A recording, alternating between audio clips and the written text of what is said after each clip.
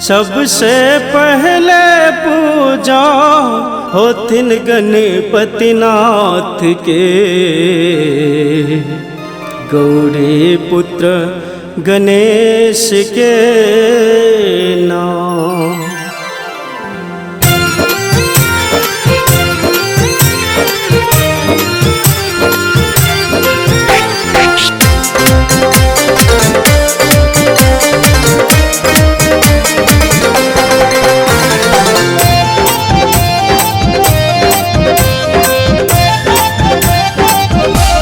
सबसे पहले पूजा होथिन गणपति नाथ के, गौरी पुत्र गणेश के नाम।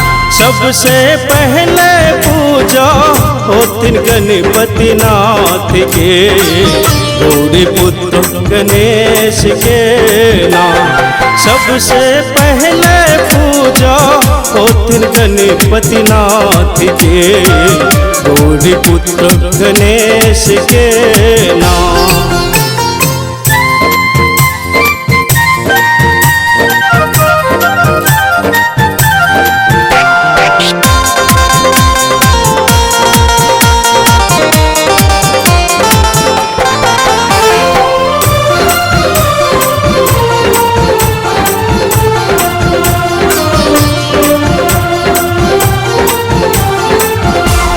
चारों धाम के पाठ सिखेलो, सबसे श्रेष्ठ देवता कहेलो।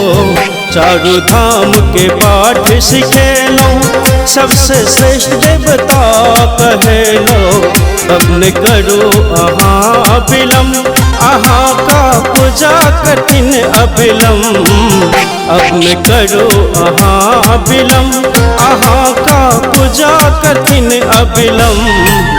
भूल बस भैल गलती का क्षमा करो विश्वनाथ यो, बाबा गणपति नाथ यो ना। भूल बस भैल गलती का क्षमा करो विश्वनाथ यो, बाबा गणपति नाथ यो ना।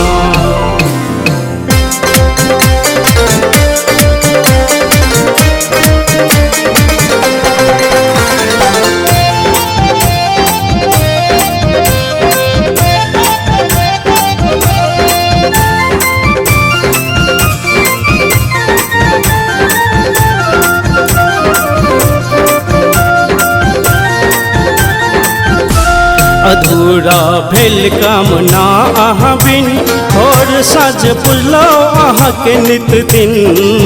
अधूरा भेल कामना अहाँ बिन, और साज पुजलो अहाँ के नित दिन।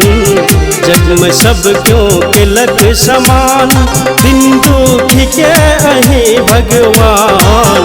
जग में सब क्यों केलक समान, दिन दुखी के अहि भगवान। आंगन पूजा हथिन बाबा गणपति नाथ के, गौरी पुत्र गणेश के नाम। सबसे पहले पूजा होथिन गणपति नाथ के, गौरी पुत्र गणेश के नाम।